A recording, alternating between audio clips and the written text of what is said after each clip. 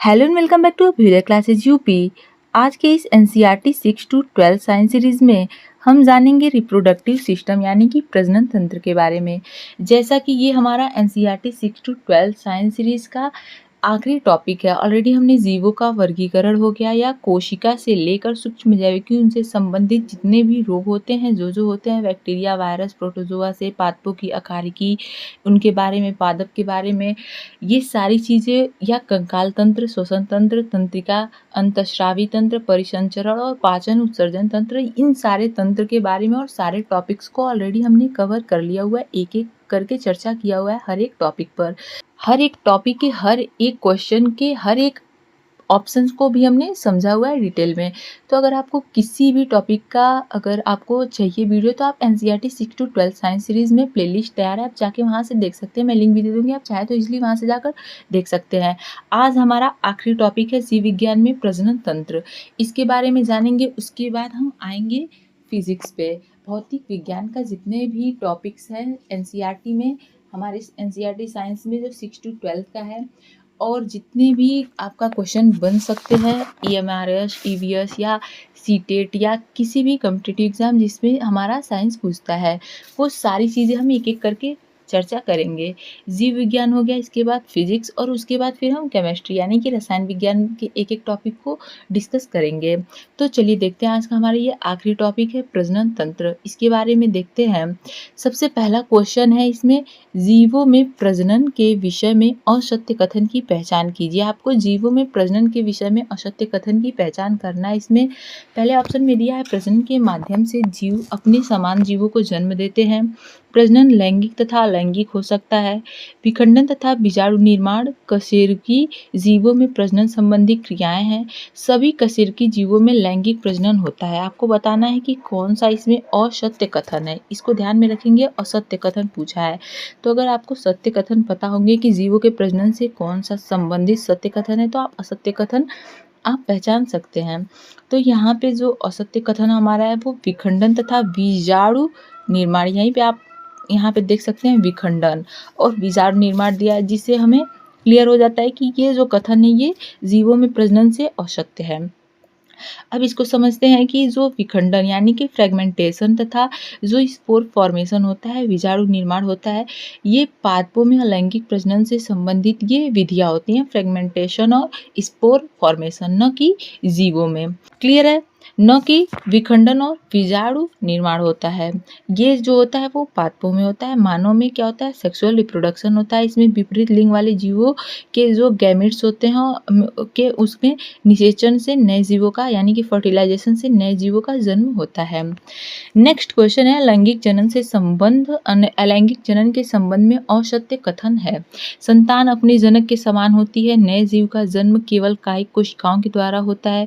युग्मकों का निर्माण व निषेचन नहीं होता है, या यह प्रक्रिया पुष्पीय पादपों में संपन्न होती है। बताना है कि इनमें कौन सा अलैंगिक जनन के संबंध में असत्य कथन है। अभी हमने जीवों के प्रजनन के विषय में असत्य कथन की पहचान किया। अब यहाँ पे अलैंगिक जनन के संबंध में असत्य कथन की पहचान करना है हमें। तो यहाँ पे जो ऑप्शन डी है कि यह प्रक्रिया पुष्पीय पादपों में संपन्न होती है, यही हमारा है असत्य। बाकी तीनों जो ऑप्शन है वो सत्य होंगे। सत्य ऑप्शन को भी आप नोट करते हुए चलेंगे कि ये चीज़ इस चीज़ के बारे में सही है, क्योंकि वो भी ज़रूरी है। अब इसको समझते हैं कि जो एंजियोस्पर्म होते हैं यानी कि पुष्पीय पादपों में स्टामेन यानी कि जो पुमंग होता है और पिस्टिल यानी कि जो जायांग होता है नामक ये प्रजनन अंग पाए जाते हैं पुष्पीय पादपों में, एंजियोस्पर्म में। इसलिए इनमें नए पादपों का जन्म जो होता है लैंगिक जनन के माध्यम से होता है। युग्मक में परागकणों यानी कि जो पॉलन ग्रेन्स होते हैं उसका निर्माण होता है, तथा जायांग में अंडाशय का निर्माण होता है, जिसमें जो अंडाणु होते हैं यानी कि एग जो होते हैं वो बनते हैं। और परागकोश यानी कि जो एंथर होता है, परागकोश से मतलब कि एंथर से परागकणों का वर्तिकाग्र जो स्टिग्मा होता है उस पर पहुंचना, ये पॉलिनेशन कहलाता है, परागकण कहलाता है। इस चीज़ को भी आप ध्यान में रखेंगे, अक्सर पूछा जाता है कि पॉलिनेशन क्या होता है। तो जो एंथर होता है उसका उसके परागकणों का वर्तिकाग्र जो स्टिग्मा होता है उस पर पहुंचना ही पॉलिनेशन कहलाता है। क्लियर है? पुष्पों के बारे में ये सारे जो पॉइंट्स हैं उसको नोट कर लेंगे कहीं ना कहीं। अब तीसरे क्वेश्चन की ओर बढ़ते हैं, जिसमें पूछा है हमसे स्वपरागण की प्रक्रिया किन पुष्पों में पाई जाती है। स्वपरागण की प्रक्रिया पूछा है किन पुष्पों में पाई जाती है। एक लिंगी, द्विलिंगी, अनावृतबीजी या एक लिंगी और द्विलिंगी दोनों में ही पाई जाती है। बताएंगे कि किन पुष्पों में पाई जाती है। तो जो एक लिंगी और द्विलिंगी होते हैं दोनों पुष्पों में स्वपरागण की प्रक्रिया जो है वो पाई जाती है। जब किसी पुष्प के परागण उसी पुष्प के अथवा जो उसी पादप के किसी अन्य पुष्प के वर्तिकाग्र पर पहुंचते हैं तो यही प्रक्रिया जो है वो स्वपरागण यानी कि सेल्फ पॉलिनेशन कहलाती है। यह प्रक्रिया दोनों ही एक लिंगी और द्विलिंगी दोनों प्रकार के पुष्पों में पाई जाती है। तो यहाँ पे ऑप्शन डी जो हमारा है वो सही हो जाएगा। क्लियर है? नेक्स्ट क्वेश्चन की ओर बढ़ते हैं। एक पुष्प के परागकणों की उसी जाति के उसी अन्य पादप के पुष्प के वर्तिकाग्र पर पहुंचने की क्रिया कहलाती है। बताना है क्या कहलाती है। स्वपरागण, परपरागण, निषेचन या प्रवर्धन। तो एक पुष्प के परागकणों के उसी जाति के उसी अन्य जो पादप हैं उसके पुष्प के वर्तिकाग्र पर पहुंचने की जो क्रिया है वो परपरागण कहलाती है। ऑप्शन बी यहाँ पे हमारा सही हो जाएगा। जब एक पुष्प के परागकण उसी जाति के किसी अन्य पादप के पुष्प के जो स्टिग्मा होते हैं उस पर पहुंचते हैं तो यह क्रिया होती है वो क्रॉस पॉलिनेशन कहलाती है, परपरागण कहलाती है।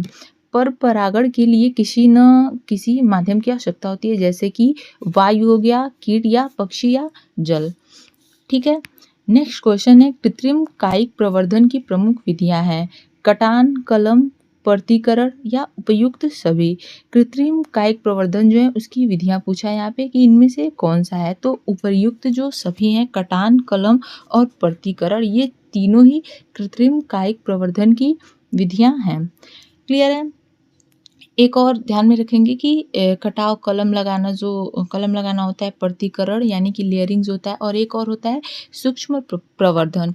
ये चारों जो हैं वो कायिक प्रवर्धन की प्रमुख विधियां हैं, कृत्रिम कायिक प्रवर्धन की।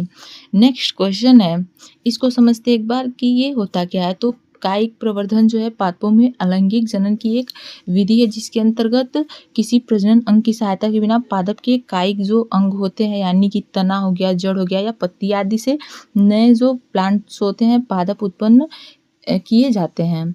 क्लियर है? तो इसकी ये जो विधियां ये प्रमुख है, कटान हो गया, कलम हो गया, प्रतिकरण हो गया, और एक और ध्यान में रखेंगे सूक्ष्म प्रवर्धन। ये सारी इसकी विधियां, इसके माध्यम से नए प्लांट्स उत्पन्न किए जाते हैं। नेक्स्ट क्वेश्चन है, गुलाब के कृत्रिम कायिक प्रवर्धन के लिए प्रयोग की जाने वाली विधि है। तो ये हम सभी को पता है कि इसका कलम लगाते हैं हम। ऑप्शन बी यहाँ पे हमारा सही हो जाएगा। चाहे गुलाब हो गया, सेब हो गया, नाशपाती, आम आदि पादपों के कृत्रिम कायिक प्रवर्धन जो है उसके लिए ग्राफ्टिंग जो होता है यानी ये कलम विधि का प्रयोग किया जाता है। केला, ऑर्किड व अन्य जो भी सजावटी पादप है उनका भी ध्यान में रखेंगे कि ये सूक्ष्म प्रवर्धन विधि, तथा जो लीची हो गया, अंगूर, संतरा, ये सभी प्रतिकरण विधि का प्रयोग करके इनको हम लगाते हैं। क्लियर है? एग्जाम्पल कहीं लिख लेंगे। प्रतिकरण विधि में किसको हम लगाते हैं, अंगूर, लीची, संतरा आदि को, और सूक्ष्म प्रवर्धन में हम केला, ऑर्किड, अन्य जो भी सजावटी जो पादप होते हैं उनको लगाते हैं, और ग्राफ्टिंग यानी कि कलम में गुलाब से ये सब लगाते हैं। नेक्स्ट क्वेश्चन की ओर बढ़ते हैं। ऐसे जीव जो गर्भाशय में विकसित शिशु को जन्म देते हैं कहलाते हैं। जरायुज, अंडज, एकलिंगी या द्विलिंगी। तो जरायुज कहलाते हैं। ऐसे जीव जो गर्भाशय में विकसित शिशु को जन्म देते हैं वो जरायुज कहलाते हैं।